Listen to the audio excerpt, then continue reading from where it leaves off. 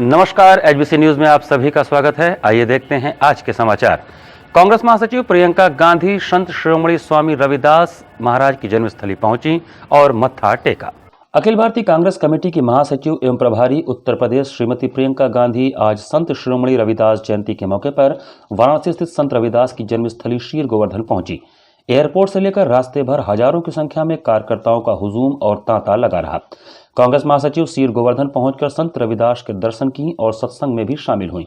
पिछले साल भी श्रीमती प्रियंका गांधी संत शिरोमणि के जन्म स्थान पर पहुंचकर दर्शन की थी। इस मौके पर कांग्रेस महासचिव ने कहा कि आज यहां आकर आप सब उपस्थित हैं। आप सबके सामने मैं यहां बैठकर संत श्री निरंजन दास जी महाराज द्वारा जो मेरा स्वागत किया गया है उससे मैं अभिभूत हूँ। मैं उनके चरणों में वंदन करती हूँ। आज संत शिरोमणि श्री रविदास महाराज जी की जयंती आप सभी मना रहे हैं, इस बात की मुझे बेहद खुशी है। संत निरंजन दास जी महाराज से मेरा दिल से लगाव है और आज यहाँ आपके सामने खड़े होकर मैं सिर्फ दो बातें कहना चाहती हूँ कि संत रविदास जी ने जो धर्म सिखाया वही सच्चा धर्म था, सच्चा धर्म है और उस धर्म को धारण करते हुए उसको आप निभाते हैं। वह एक सरल धर्म है, क्योंकि सच्चा धर्म हमेशा सरल होता है और उसमें कोई राजनीति नहीं होती, कोई भेदभाव नहीं होता, किसी का संप्रदाय नहीं देखा जाता, न उसकी जाति देखी जाती है तो सिर्फ इंसानियत। और सच्चा धर्म वही होता है जो आपके दिल में धारण हो सके, आपके दिल में, आपके मन में दया का भाव, करुणा का भाव, सच्चाई का भाव और सेवा का भाव जो धर्म जागृत कर सके वही सच्चा धर्म कहलाता है। कांग्रेस महासचिव ने कहा कि मेरे आने पर जब मैं बैठी थी उस समय जो वक्ता कह रहे थे उसके लिए आप सबका धन्यवाद, लेकिन मैं आज सबको धन्यवाद देना चाहती हूँ क्योंकि आपने इस देश में सच्चा धर्म कायम रखा है और इसके पीछे न कोई राजनीति है और न कोई मकसद है। यह वह धर्म है जो संत रविदास महाराज जी ने सिखाया कि सबकी सेवा होनी चाहिए, सबको अन्न मिलना चाहिए, सबको छत मिलना चाहिए और रोज रोज आपका समाज इस धर्म को निभा रहा है, लोगों की मदद कर रहा है। जिसके पास कुछ नहीं है उनको आप मदद करते हैं, आप सेवा करते हैं। क्योंकि आपने इस देश में एक सच्चा धर्म कायम रखा है और इसके पीछे ना कोई राजनीति है ना कोई मकसद है। ये वो धर्म है जो रविदास जी, संत रविदास महाराज जी ने सिखाया कि सबकी सेवा होनी चाहिए, सबको अन्न मिलना चाहिए, सबके सर पर छत मिलना चाहिए और रोज़ रोज़ आपका समाज इस धर्म को निभा रहा है, लोगों की मदद कर रहा है।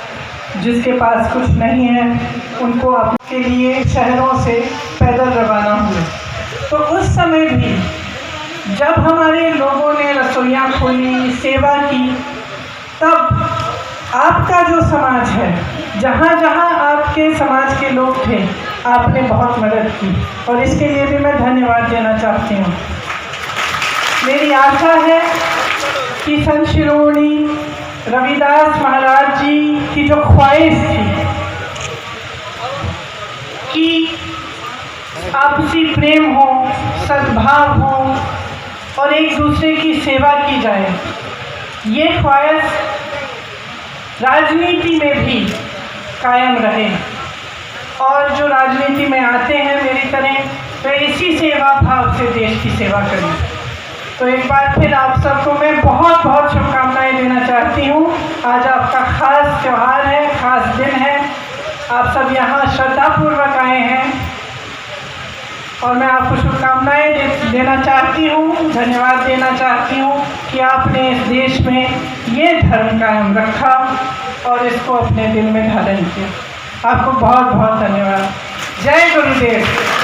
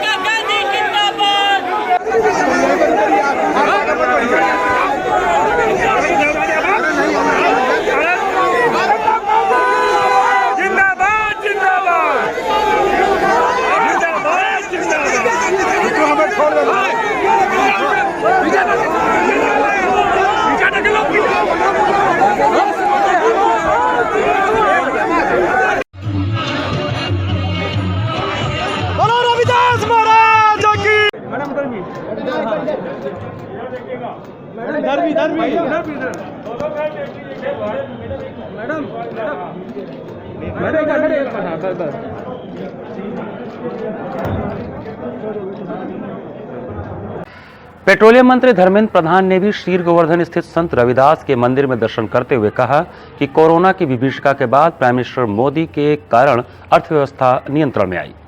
केंद्रीय पेट्रोलियम मंत्री धर्मेंद्र प्रधान शनिवार को संत रविदास जी की 644वीं जयंती पर सीर गोवर्धन मंदिर दर्शन पूजन करने पहुंचे थे। उन्होंने कहा कि सरकार और प्रधानमंत्री मोदी के प्रतिनिधि के रूप में मैं यहां पर आया हूं। पेट्रोल और डीजल की बढ़ती कीमतों पर धर्मेंद्र प्रधान ने कहा कि 80 से 85% हमको तेल इंपोर्ट करना पड़ता है।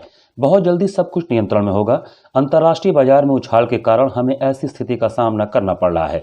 उत्पादक देशों को हम समझा रहे हैं कि कंज्यूमर होने के नाते उत्पादनकारी देश अपना ही हित न देखें। महंगाई पर उन्होंने कहा कि देश की अर्थव्यवस्था बहुत दिनों बाद पटरी पर आई है। कोरोना की विभीषिका के बाद प्रधानमंत्री मोदी की नीतियों के कारण ही ऐसा हुआ है। संत रविदास जी की जन्मस्थली पर प्रियंका और अखिलेश भी आएंगे के सवाल पर उन्होंने कहा कि संतों के यहाँ तो सभी को आना चाहिए, उनका अनुसरण सभी को करना चाहिए। निरंजन दास जी ने प्राइम मिनिस्टर मोदी को संदेश दिया है। उत्तर प्रदेश सरकार लगातार विकास पर कार्य कर रही है। संत रविदास के विचार आज भी प्रासंगिक हैं। इस पवित्र स्थान पर आकर सभी को मैं शुभेच्छा देता हूं। प्रधानमंत्री मोदी ने आत्मनिर्भर भारत की मुहिम में संत शिरोमणि का आशीर्वाद प्राप्त किया है।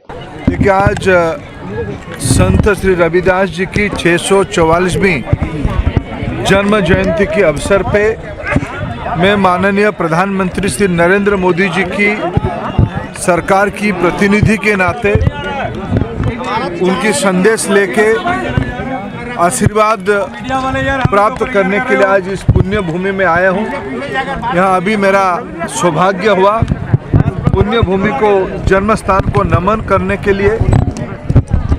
महाराज निरंजन दास जी का भी दर्शन हुआ, उनकी सानिध्य मिला। प्रधानमंत्री जी की संदेश उन तक मैंने पहुंचाया।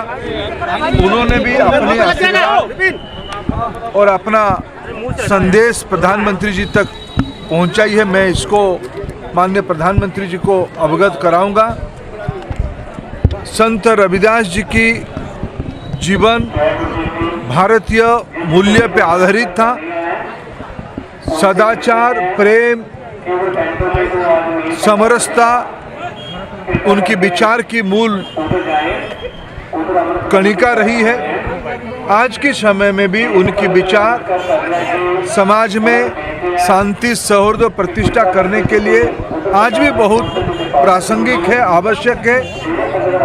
मैं आज की पवित्र दिन के अवसर पे करोड़ों अनुयायियों को, करोड़ों भक्तों को और इस भारतीय विचार से प्रेरित होने के कारण मैं खुद सौभाग्यशाली महसूस करता हूं इस पवित्र स्थान पे आके, और सभी को शुभेच्छा देता हूं कि आज 21वीं सदी को आत्मनिर्भर बनाने के लिए प्रधानमंत्री जी की जो मुहिम चली है उसमें संत श्री की आशीर्वचन, संत श्री की कही गई विचार हमें प्रेरित करेगा। धर्मेंद्र जी, संत रविदास मंदिर में आज प्रियंका गांधी भी हैं, समाजवादी पार्टी के मुखिया अखिलेश यादव भी हैं, आप भी आए हैं। कहीं ना कहीं से सियासी रंग नहीं दिखाई दे रहा है इसमें। ना, देखो, संत की शरण में भारत की सारे प्रबुद्ध जनों को जानी चाहिए। ये अच्छी बात है, सभी लोग संत की शरण में आते हैं। और रविदास जी तो भारतीयता का, भाईचारा का, प्रेम का, सौहार्द का जीता जागता एक विचार छोड़ के गए हैं। समाज के सभी लोग उसमें आनी चाहिए, समर्पित होनी चाहिए। जो लोग आ रहे हैं उनको भी मैं साधुवाद देता हूं। उन्होंने भी इस विचार के प्रति, भारतीय विचार के प्रति उन्होंने भी अपना श्रद्धा, निष्ठा प्रकट किया। अनेक विषय पर चर्चा हुई है। इस परिसर की सौंदर्यीकरण के बारे में उत्तर प्रदेश शासन जो काम कर रहे हैं उसके बारे में मैं उन्हें अपेक्षा रखा। देश भर में अनेक रविदास स्मारक केंद्र का विकास कैसे हो उसकी भी चर्चा की, अच्छी चर्चा हुई। राजनीतिक पार्टी मानते हैं कि ये दलित वोट बैंक साधने के लिए रविदास जन्मस्थली ठीक इलेक्शन के पहले लोग आते हैं, तो इनको क्या ऐसा मैं नहीं मानता हूँ। मेरे प्रधानमंत्री जी तो कोई चुनाव को ध्यान में रख के देश में कुछ नीति करते नहीं है। और मैं नहीं मानता हूँ सारा विषय को सिर्फ सियासी नजरिए से दिखनी चाहिए। संत की समर्पण सर्वोपरि। ये सारा विषय धीरे धीरे नियंत्रण में आना चाहिए। मैं कल भी कहा था, पहले भी कहा हूँ, हमारी आवश्यकता की 80-85% हमको इंपोर्ट करना पड़ता है जी। अंतर्राष्ट्रीय बाजार में मूल्यों की उछाल के कारण ऐसे विषय को हमको सामना करना पड़ता है। हम उत्पादनकारी देशों को निरंतर समझा रहे हैं, अपील कर रहे हैं।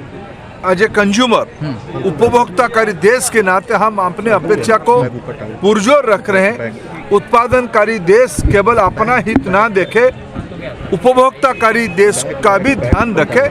हमें लगता है उनमें कुछ प्रभाव आना चाहिए। धर्मेंद्र जी, बात आपने की थी पेट्रोल डीजल की, तो लगातार महंगाई पर वार हो रहा है और ये कहा जा रहा है अभी तो देश की इन्फ्लेशन नियंत्रण में है जी।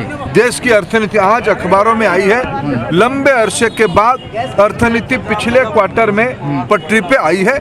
अभी कोरोना की विभीषिका के उपरांत देश की मेहनत के कारण, प्रधानमंत्री जी की स्पष्ट नीति निर्देश के कारण देश की अर्थनीति पटरी में आई। जनता कब तक उम्मीद करे पेट्रोल डीजल कम होने की? कब तक उम्मीद करे?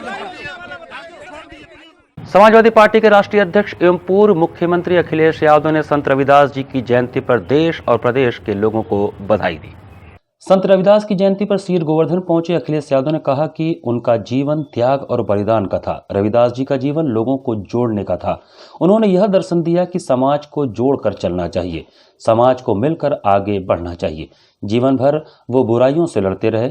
आज के समय पर उनके दिखाए रास्ते पर चलने से समाज और देश आगे बढ़ेगा। हमारे देश की गंगा जमुनी तहजीब की यही एक मिसाल है कि हम एक दूसरे का सम्मान करते हैं, हम एक दूसरे के त्योहारों में शामिल होते हैं, एक दूसरे के सुख दुख में भी शामिल होते हैं।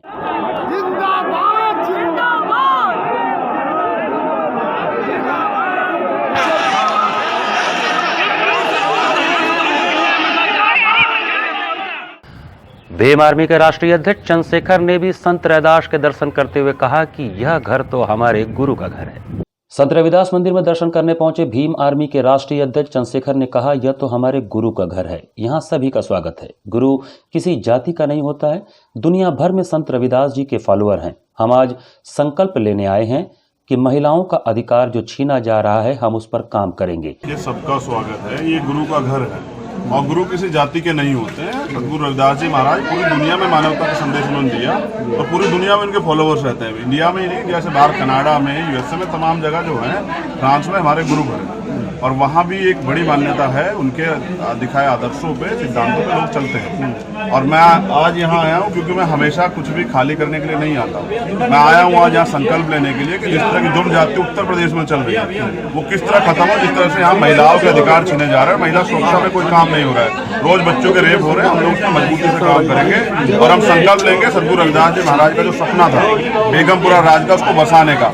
और शायद आप लोग बेगमपुरा राज के बारे में नहीं जानते हो, लेकिन हमारे समाज का एक एक बच्चा बेगमपुरा राज के बारे में जानता है। जिस दिन बेगमपुरा राज आएगा तभी ये असली भारत बनेगा। इसके लिए उन्होंने एक 2 लाइनें कही और मैं आपको बता देना चाहता हूँ कि ऐसा चाहूँ राज में जो मिले सबको और छोटे बड़े सब समझते रहे रविदास। तो गुरु महाराज तब प्रसन्न होंगे जब तमाम तरह की गैर बराबरी यहाँ खत्म हो जाएगी और सब लोगों को बराबर के अधिकार मिले। कोई किसी तरह से परेशान नहीं होगा, ना अन्न की वजह से, ना धन की वजह से और ना ही किसी और परेशानी से। जुर्म जाति खत्म हो जाएगी। तो आज हम संकल्प लेते हैं कि हम 2022 में उत्तर प्रदेश को ऐसा ही प्रदेश बनाएंगे जो उत्तम प्रदेश होगा। ये जंगल राज वाला नहीं जो योगी जी ने अभी कर रखा है। शर्म आनी चाहिए उन्हें। यहाँ बहन बेटे सुरक्षित नहीं और वो बड़ी बड़ी बातें करते हैं, झूठे आदमी। वाराणसी के सर्किट हाउस में सपा के अध्यक्ष अखिलेश यादव ने प्रेस वार्ता करते हुए कहा कि हमारी पहचान यूनिटी विद डाइवर्सिटी की है। अखिलेश यादव ने प्रेस वार्ता करके संत रविदास जयंती की बधाई दी। उन्होंने कहा कि हमारी पहचान यूनिटी और डाइवर्सिटी की है। वर्षों से हमारे देश में धर्मों और जातियों के बीच संबंध बना हुआ है। यह हमारे देश और समाज की खूबसूरती है कि हमारे यहाँ अनेक परंपराओं को मानने वाले लोग एक साथ रहते हैं। संत रविदास जी की जयंती पर आप सबको बहुत बहुत बधाई देना चाहता हूं। मैं आपके माध्यम से पूरे प्रदेश के लोगों को और देश के लोगों को भी संत रविदास जयंती पे बहुत बहुत बधाई और मुबारकबाद। संत रविदास जी और हमारे देश की जितनी भी परंपराएं और संत गुरु रहे हैं और उसके साथ साथ जो हमारे देश की गंगा जमुनी तहजीब रही है, उस तहजीब के सहारे हम सब मिलकर के रहे हैं। हमारी जो पहचान है वो यूनिटी इन डाइवर्सिटी है, और वर्षों से हमारे धर्मों के बीच में, जातियों के बीच में ऐसा रिलेशन बना है कि हम एक दूसरे के साथ रहते आए और एक दूसरे के साथ मिलकर के आगे बढ़ रहे हैं। भारतीय जनता पार्टी धर्म के नाम पर नफरत फैलाने का काम कर रही है। हमारा रास्ता सेकुलर है और सेकुलर होना बहुत कठिन काम है, कम्युनल होना तो बहुत आसान है। और भारत के लोगों के बीच में अगर कोई सबसे ज्यादा नफरत फैला रहा है तो वो भारतीय जनता पार्टी के लोग हैं। भारतीय जनता पार्टी लगातार कभी धर्म के नाम पर, कभी जातियों के बीच में नफरत फैलाने का काम कर रहे हैं। आज मैं मिर्जापुर में शिविर करके आया हूं, और इन शिविरों के माध्यम से हम अपनी पार्टी के कार्यकर्ता नेताओं को इस बात को जरूर बताते हैं कि आने वाले समय में किस तरह का संकट है, और अगर इस संकट से नहीं बचाया तो हमारे लोकतंत्र को खतरा पैदा हो जाएगा। हम समाजवादियों की पहचान है, हमारा व्यवहार, हमारा रास्ता जो है वो सेकुलर है। हम जहां सोशलिस्ट हैं। हम लोग डॉक्टर भीमराव अंबेडकर के सिद्धांत को पालन करते हैं और लोकतंत्र को बचाकर आगे अच्छा उत्तर प्रदेश बनाने के लिए समाजवादी पार्टी काम कर रही है। हम अपने सिद्धांतों पे चल रहे हैं। डॉक्टर भीमराव अंबेडकर जी का सिद्धांत, डॉक्टर राम मनोहर लोहिया जी का रास्ता दिखाया, उन पे चल करके लोकतंत्र को बचा करके, अपने समाजवादी सिद्धांत को बचा करके, और हमारे देश की जो पहचान है सेकुलर समाज, उसको बचा करके आगे एक बहुत अच्छा समाज और देश और उत्तर प्रदेश बनाने के लिए समाजवादी पार्टी लगातार काम करती रहेगी। आज तक जो भारतीय जनता पार्टी ने फैसले लिए हैं उससे हमारी अर्थव्यवस्था को नुकसान हुआ है, भारत के लोगों का नुकसान हुआ है। कहां भारत को $5 ट्रिलियन इकोनॉमी का सपना दिखाने वाली भारतीय जनता पार्टी इस बजट में एक बार 5 ट्रिलियन की बात नहीं कही। जिन्होंने कहा कि हम वो रास्ता अपना रहे हैं जिससे भारत की $5 ट्रिलियन इकोनॉमी हो जाएगी। उन्होंने अपने राष्ट्रपति जी के अभिभाषण में भी एक बार $5 ट्रिलियन की इकोनॉमी का रास्ता नहीं बताया। और वहीं उत्तर प्रदेश की सरकार कहती थी अगर दिल्ली की सरकार $5 ट्रिलियन की इकोनॉमी के सपना देख रहे हैं तो उत्तर प्रदेश की सरकार भी $1 ट्रिलियन की इकोनॉमी बनाएगी।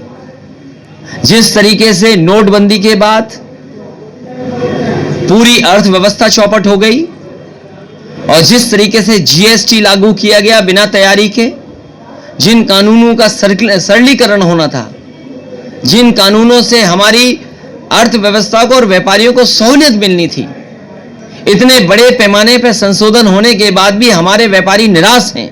ये हमारे पार्टी कार्यकर्ताओं से कहूंगा कि आप भारतीय जनता पार्टी और कांग्रेस के रास्ते पर मत जाइए।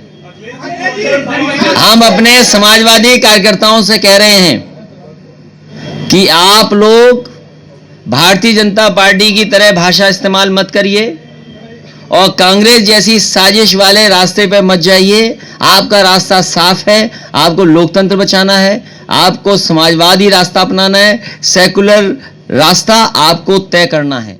गैस और पेट्रो पदार्थों के मूल्य वृद्धि के विरोध में सुबह बनारस क्लब के सदस्यों ने वाराणसी के विश्वेश्वरगंज मंडी में विरोध प्रदर्शन किया। पेट्रोल, डीजल एवं घरेलू गैस के मूल्य में नित्य प्रतिदिन अप्रत्याशित रूप से हो रहे बेतहाशा बेलगाम बढ़ोतरी एवं अब तक के सबसे उच्चतम दर पर पहुंचे पेट्रो पदार्थों के मूल्य को देखते हुए देश की आक्रोशित जनता की आवाज सरकार तक पहुंचाने तथा पेट्रोल एवं डीजल को जीएसटी के दायरे में लाने तथा पेट्रो पदार्थों पर जरूरत से ज्यादा लगाए गए एक्साइज ड्यूटी को घटाकर आम जनता को राहत देने की मांग को लेकर सुबह बनारस क्लब के अध्यक्ष मुकेश जायसवाल के नेतृत्व में माल ढुलाई करने वाले पिकअप गाड़ी को विश्वेश्वरगंज में रस्सी के सहारे खींचकर एवं घरेलू सिलेंडर को भारी तादाद में सड़कों पर रखकर प्रतीकात्मक रूप से सांकेतिक विरोध प्रदर्शन किया गया। इस अवसर पर संस्था के अध्यक्ष मुकेश जायसवाल ने कहा कि सखी सैया तो खूब ही कमात है, महंगाई डायन खाए जात है। इस गीत का जोर शोर से प्रचार प्रसार करके भाजपा की 2014 में केंद्र में सत्तारूढ़ हुई थी। जनमानस में उम्मीद थी कि महंगाई पर लगाम लगेगी, मगर आज का समय उस दिन की फिर से याद दिला रहा है। आज पेट्रोल और डीजल के दाम आसमान छू रहे हैं और रसोई गैस की कीमत ने रसोई घर में आग लगा दी है। हास्यास्पद स्थिति, सब्सिडी लेने वाली जनता को घरेलू गैस में मात्र 59 रुपए का लाभ मिल रहा है। गौरतलब है कि अंतर्राष्ट्रीय बाजार में कच्चे तेल की कीमतों में कोई खास इजाफा नहीं हुआ है, पर केंद्र सरकार भारी एक्साइज ड्यूटी और राज्य सरकारें टैक्स के जरिए अपनी तिजोरी भरने में लगी हैं। अजब विडंबना यह है कि सरकार के आड़ में तेल कंपनियां भी भारी मुनाफा का फायदा उठा रही हैं। महंगाई के अनुपात में यदि लोगों की आय बढ़े तो कुछ हद तक इसे न्याय संगत माना जा सकता है। जग जाहिर है कि कोरोना काल में आर्थिक रूप से आम जन की आय बाजार की उदासीनता की वजह से काफी बदतर स्थिति में पहुंच चुकी है। लोगों को पुनर्स्थापित होने के लिए काफी मशक्कतों का सामना करना पड़ रहा है। जो पार्टी महंगाई के मुद्दे बनाकर सरकार में आई, उसके राज में रोजमर्रा में उपयोग में आने वाले सामानों में इतनी मूल्य वृद्धि हो रही है, यह अपने आप में एक सवाल है। अगर सरकार इस गंभीर मुद्दे पर अपनी आंखें बंद रखेगी तो स्वाभाविक है कि जनता का शनय शनय करके सरकार के प्रति आक्रोश बढ़ने के साथ सरकार से धीरे धीरे करके मोह भंग होता जाएगा, जो कि आने वाले दिनों में सत्तारूढ़ सरकार के लिए मुश्किलें पैदा करेंगी।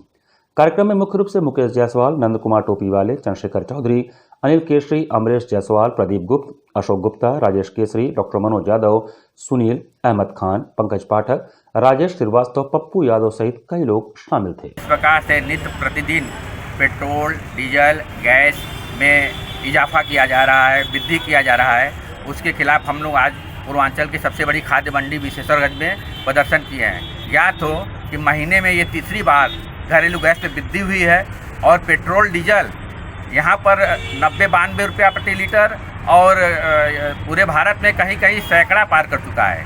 तो हमारा सरकार से मांग है कि इस पर तत्काल रोक लगाकर जनता को राहत दे। या तो कि वाराणसी में कल पेट्रोलियम मंत्री धर्मेंद्र प्रधान का बयान था कि जाड़ा के ठंड के कारण जो है गैस में वृद्धि हुई है। ये एक हास्यास्पद बयान है। ठंड के कारण गैस कैसे बढ़ सकती है? तो हमारा सरकार से मांग है इस पर तुरंत वृद्धि पर रोक लगाए। इसी के साथ एचबीसी न्यूज़ का यह संस्करण हम यही समाप्त करते हैं। मुझे दीजिए आज्ञा। नमस्कार।